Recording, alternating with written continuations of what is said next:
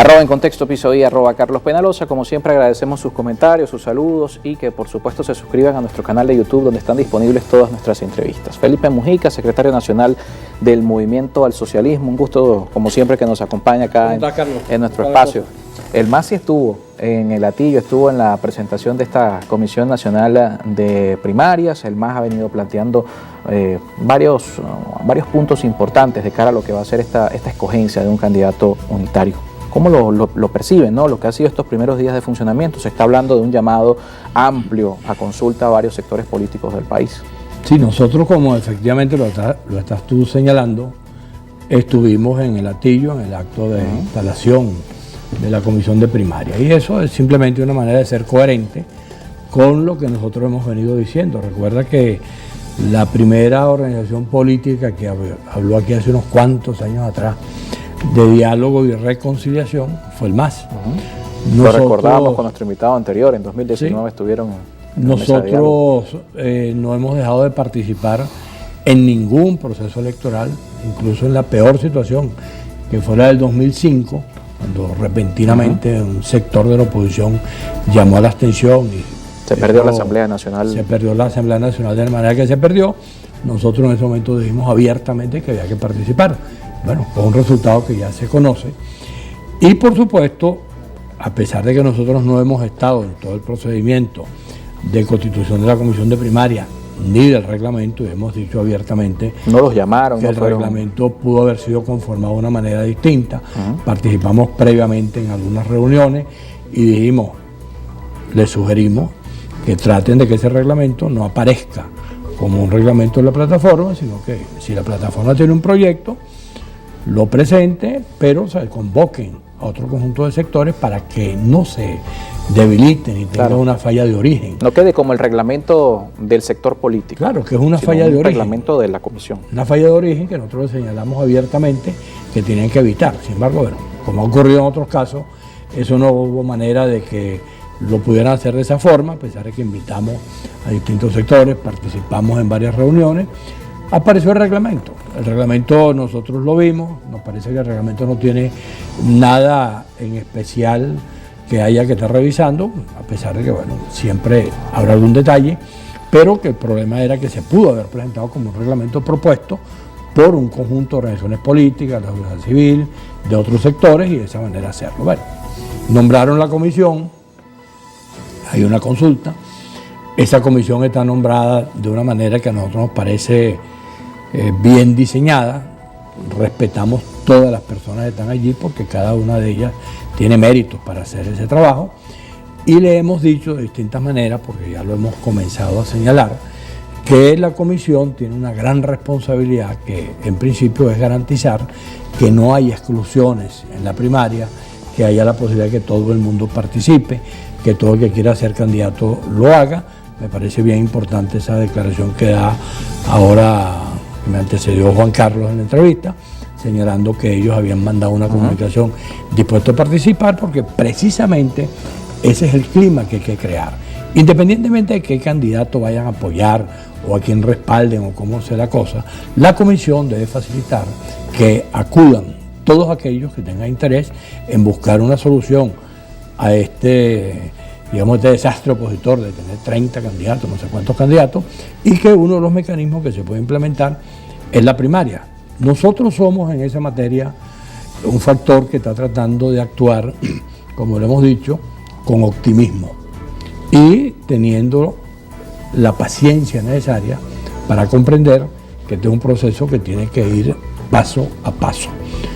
Está la comisión tiene una gran responsabilidad, tiene unos temas internos sumamente importantes, el tema del voto en el exterior, la participación del CNE, tema de la participación del CNE, los inhabilitados. Tiene el tema de los inhabilitados, que fueron 3 temas que quedaron fuera de la reglamentación. Entonces, bueno, hay que tratar de que esa comisión pueda tener criterios políticos que faciliten, que se busquen salidas que no sean las extremas. Por ejemplo, hay gente que dice, el tema del CNE, bueno, el tema del CNE es una cosa que está ahí planteada, que si tú lo reduces a 2 temas, por ejemplo, ¿cómo haces tú para tener una primaria si no tienes previamente un registro. Un registro de electores. Claro. ¿En qué registro se basa esta primaria si no es ¿Qué el del registro CNE? existe en Venezuela? No tiene el CNE. Bueno, pide el registro al CNE. Ahí estamos todos los venezolanos que hemos participado o que hemos inscrito. Segunda cosa, ¿dónde vamos a votar?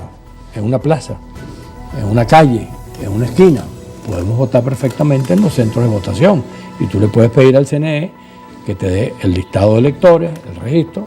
Le puedes pedir al CNE que te dé los escenarios donde vas a votar y votas manualmente para evitar toda esa habladera que hay sobre el tema tecnológico, el control del voto, que si esto, que si lo otro.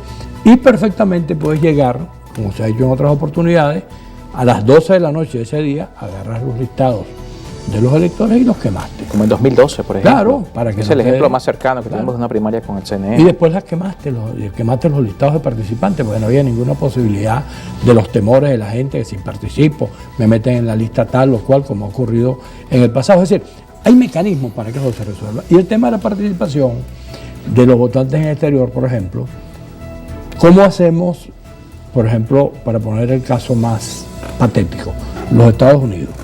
Entre el gobierno de Venezuela y el gobierno venezolano no hay reconocimiento. ¿Cómo hacen dos gobiernos que no se reconocen para propiciar que haya participación de los venezolanos que estén allá? Tiene que haber algún mecanismo si eso se quiere hacer. Ve, por ejemplo, el caso de Colombia. Cambia con el nuevo presidente colombiano, seguramente va a cambiar el caso de Brasil. Y entonces pudiera crearse una situación donde, producto de cambios políticos, se vaya planteando la posibilidad de que cosas que hasta ahora se veían imposibles, que era que venezolanos en el exterior pudieran participar por todo el conflicto, pues si el gobierno venezolano no reconoce al gobierno colombiano, Claro. el gobierno colombiano Hoy el contexto de la no región es reconoce, diferente. entonces no es posible. Ahora, eso ha ido cambiando y seguramente irá cambiando. Entonces es un problema político que hay que ver cómo resolverlo. El tema de los inhabilitados, bueno, ahí también hay un Claro, problema. pero también hay un tema respecto a eso y nos toca hacer una pausa y lo conversamos al regreso. No vender una falsa expectativa, porque participar en la primaria no necesariamente significa que esos venezolanos puedan participar en 2024, que son temas que también hay que tenerlos en cuenta. Participación de los venezolanos en el extranjero, inhabilitados, participación del Consejo Nacional Electoral desde el punto de vista del apoyo técnico a una elección primaria son temas claves y por supuesto todo desde el punto de vista propositivo. Es lo que estamos conversando con nuestro invitado. Quedamos en la idea del voto en el extranjero en dos visiones, no solamente en la primaria. En la primaria se puede buscar el mecanismo para que participen porque es un proceso interno de un sector de la población, pero en 2024 la realidad es que el Consejo Nacional Electoral, mismo tema que con el resto de los asuntos que compete al desarrollo de este proceso, que desde el punto de vista logístico el CNE puede significar un apoyo importante, en 2024 se va con ese CNE, guste o no a algunos sectores políticos. Y hay un fondo en todo esto y es la posibilidad de que quienes participen en esta primaria en el extranjero no lo puedan hacer en 2024. Yo creo que en este momento, tal y como están dadas las cosas, primero hay que tener una expectativa en la cual yo, utilizando un argumento que me parece correcto, que trata de no ser gato negro con las cosas que tenemos hacia el futuro, ¿no? Hay dificultades, siempre esas dificultades van a estar presentes. Yo recuerdo que por ejemplo el año 2001, 2002, cuando estábamos con el tema del voto, aquel voto que intentó el gobierno impedir que se produjera de ninguna manera después que la gente había ido y había que volver a ir a ratificar el voto, etc. En aquella época yo escuchaba el argumento de toda la vida. ¿Cómo va a ser eso con ese CNE? Bueno, y resulta que desde allá para acá ha ocurrido de todo. Ha habido elecciones perdidas por el gobierno, elecciones donde la oposición se ha equivocado y ha llamado la abstención y le ha facilitado la tarea del gobierno. Ha habido lo que ocurrió en el 2007, lo que ocurrió en el 2015, ha habido de todo. Y por supuesto, dentro de ese esquema es donde hay que plantearse las cosas que vienen. Hoy en el mundo hay un cuadro en el cual las dificultades producto de la guerra entre Rusia y Ucrania y todo lo que eso ha generado, ha obligado a una cantidad de negociaciones en otro campo, que ha hecho que gobiernos que parecían sumamente resueltos en sus cosas hayan tenido que ir a negociaciones. Uno es el caso del gobierno de los Estados Unidos y por supuesto eso ha tenido que ver con Venezuela por ser Venezuela un productor de petróleo. Eso está en el ambiente y está en el ambiente que eventualmente se vayan restableciendo relaciones. Por ejemplo, si Guaidó decide en enero, yo no continúo como presidente encargado, y se acaba el argumento para decir que yo, en vez de reconocer el gobierno venezolano, reconozco a Guaidó, ¿qué traería eso como consecuencia? Bueno, que todo ese cuadro que en este momento existe de países que no reconocen al gobierno venezolano, tendrían que reconocerlo, y eso abriría las puertas para que la posibilidad de un derecho, que es un derecho humano, por decirlo de alguna manera, que no se pierde por salir de Venezuela. Claro, que no se pierde por salir de Venezuela, que es votar, tú lo puedes ejercer. Entonces, si ese tipo de circunstancias ocurre, sería mucho más fácil. Ahora, si en enero llega Guaidó y dice, yo me mantengo como presidente encargado, bueno, se cometería un error muy grave, que a quien ayudaría precisamente sería los planes del gobierno para que venezolanos que están en el exterior no puedan participar. Si el argumento se acaba, el gobierno podrá hacer lo que quiera, pero está frente a un conflicto realmente complicado. Por eso, cuando hablábamos del CNE, yo te decía, es imprescindible que haya un registro de electores compartido. Ese registro de electores compartido, el único organismo que puede crearlo es el CNE. El listado de electores que tú puedes tener listo para una eventual primaria te puede servir también para ese otro escenario. Y tendrías una parte del problema resuelto. Después vendría el problema legal, de cómo es que votan, etcétera, etcétera, pero tendrías ya la posibilidad de decir, vamos a abrir este proceso para que todos los que estén en el exterior o ratifiquen su inscripción como votante o simplemente se inscriban los que no se hayan inscrito. Eso también hay que hacerlo en Venezuela. Ahora, todo esto implica un diseño que, por donde yo diría que tiene que comenzar, es por esta comisión que está nombrada. Esa comisión debe discutir estos problemas y plantearse salidas y alternativas frente a eso para tratar de buscar las mejores soluciones del mundo, sin tener que colocar ninguna de esas decisiones como una especie de argumento para que alguien diga, bueno, como no se me dio esto, entonces yo no entro. No voy a participar. Eso hay que tratar de evitarlo, porque precisamente el aliado principal del gobierno en relación a lo que quiere hacer es la división de la oposición y estimular por todos los caminos posibles la no participación, la abstención, como un instrumento que hasta ahora lo que nos ha llevado es a una cadena de errores. Entonces, por eso nosotros decimos claramente, hoy hay que proponerse rescatar el voto como instrumento de lucha. Hay que convencerse que se cometieron errores. Esos errores debe reconocerlos que los haya cometido. Yo, por ejemplo, he sido votante toda mi vida. Yo no tengo por qué reconocer el hecho de que haya sido abstencionista, porque nunca he sido abstencionista. Ahora, quien se haya abstenido en algún momento, sea militante político o sea un ciudadano que decidió hacerlo de esa manera, debe comenzar por reconocer que eso no nos condujo a ninguna parte. Igual que los proponentes de esa salida deben reconocer abiertamente que no nos condujo a ninguna parte y que lo que hay que reivindicar en este momento es la posibilidad de participar. Ni el MAS debe reconocer haber dividido el voto, nunca. No, porque nosotros, donde no se apoyaron candidatos que... No, nosotros, por ejemplo, ve la elección de gobernadores, la última, para hablar de una que está reciente. Nosotros dijimos, en ese momento vamos a respaldar los mejores candidatos. Y propusimos candidatos de todas las organizaciones políticas. Si tú revisas el mapa que quedó, el único partido que respalda a los 4 gobernadores que quedaron electos es el MAS. Nosotros respaldamos candidatos a Acción Democrática, como el caso de Varina, candidatos a Un Nuevo Tiempo, como fue Rosales, candidatos independientes, como fue el caso de Morel, y candidatos de Primera Justicia, como fue el caso de Galíndez en COGEDE. Esos 4 candidatos fueron respaldados, y de los que propusimos, la mayoría quedaron segundos, que si se hubiese unido el tercero con el segundo, se hubieran ganado 14 o 15 gobernaciones más. Nosotros en ese sentido nos hemos colocado siempre con mucha amplitud, no pretendiendo defender derechos exclusivamente partidistas. Hemos sido coherentes con el discurso de la participación, del diálogo, de la reconciliación, y en este momento asumimos que el problema no es tener candidatos presidenciales. En este momento lo que hay que tener es la actitud y la disposición para contribuir con todos los factores que sean necesarios a que haya una solución que el país la pueda ver con credibilidad, que sea una solución en la cual se pueda integrar a todo el mundo, que quienes están en el gobierno comprendan que la eventualidad de que gane un sector de la oposición, la primera diferencia que va a tener es que no vamos a gobernar como ellos han gobernado, excluyendo sectores, no que simplemente todos somos venezolanos y todos tenemos derecho a avanzar, y que la palabreja no volverán, que es el mejor signo del autoritarismo de este gobierno, tiene que desaparecer y entender que Venezuela, al igual que los países contemporáneos, las sociedades modernas, tiene que asumir una solución política que permita que entonces el tema social, el tema económico, el tema de la diáspora, es decir, todos los conflictos cotidianos, el tema del salario, por ejemplo, parece que es en este momento el más salvaje de las que tenemos, principales preocupaciones, podamos resolverlos entre todos y buscar salidas y soluciones. Y en eso es lo que nosotros andamos y es lo que estamos tratando de construir. Hoy que estamos, ya casi nos toca despedir, hoy que estamos en un escenario más avanzado, que ya existe una Comisión Nacional de Primarias, que precisamente el espíritu de esta instancia debería ser la amplitud, la propuesta de las elecciones a 2 vueltas, viendo que del momento que el MAS comenzó a hablar de esto, a la fecha el número de candidatos tal vez se ha duplicado. Hoy estamos hablando, en ese momento tal vez hablábamos de 15, de 20, hoy tal vez estamos hablando de 40, de 50. Y los que faltan. Y los que faltan por salir.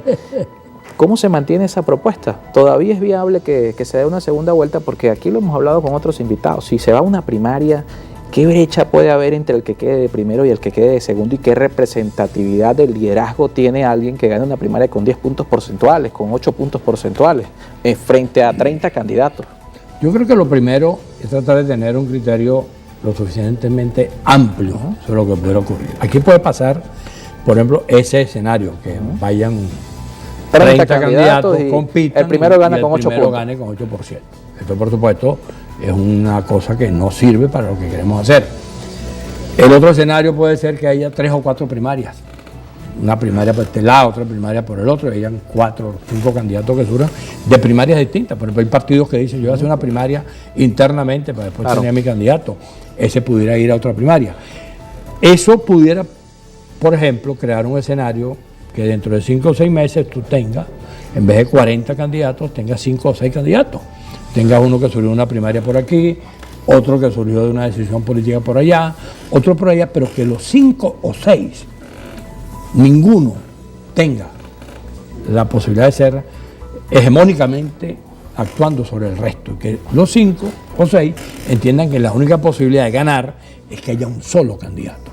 Ya el problema no lo estás hablando con 40, con 50, sino que lo estás hablando entre 4 o 5 personas. Y ahí yo pongo el ejemplo del caso chileno, donde también la cosa llegó a una situación parecida, donde Patricio Aylwin, Ricardo Lagos y Frei tuvieron que reunirse los 3, cuando también se hablaba ya de primarias, de consenso, de encuesta, y llegaron a un acuerdo. Y le dijeron a Patricio, tú eres el que efectivamente puedes ganar. Y lo hicieron por consenso, lo pudieron haber hecho por primaria. Entonces, aquí lo que hay que tener es la disposición a tener la política en letras mayúsculas como la manera de resolver todas estas cosas. Cuando yo hablo, por ejemplo, del milagro chileno, ¿de qué estoy hablando? No estoy hablando del milagro en términos estrictamente religiosos, estoy hablando del milagro colocándolo como la palabra milagro, como la política en letras mayúsculas. Entonces, aquí lo que hay que hacer, no cerrar ningún espacio.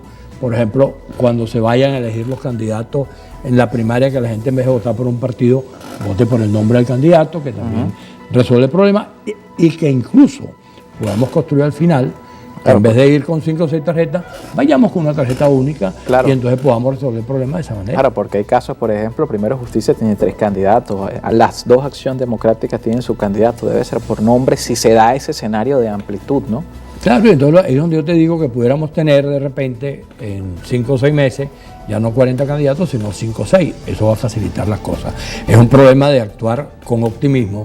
Nosotros en eso lo ratificamos, somos optimistas, nosotros sabemos el enredo que está armado, pero esa es una manera, por decirlo de alguna manera folclóricamente, es una forma de no fastidiarse teniendo ese escenario frente al cual estamos, y hay que seguir construyendo la solución, porque el país necesita, por encima de cualquier otra cosa, el que los venezolanos podamos tener una opción, y dentro de ese campo también, para no descartar ninguna posibilidad, está lo que se ha dicho del outsider. Puede ser que esos 5 o 6 candidatos, llegado el momento, ninguno sea el que tenga respaldo y haya una personalidad X, que no puede ser preparada, porque ningún outsider puede ser preparado, porque precisamente su condición de outsider es que es un fuera de juego que aparece repentinamente y se convierte de esa manera, un poco como fue Caldera en el año 93, que no aparecía por ninguna parte, de repente apareció y fue capaz de derrotar. Con el chiripero.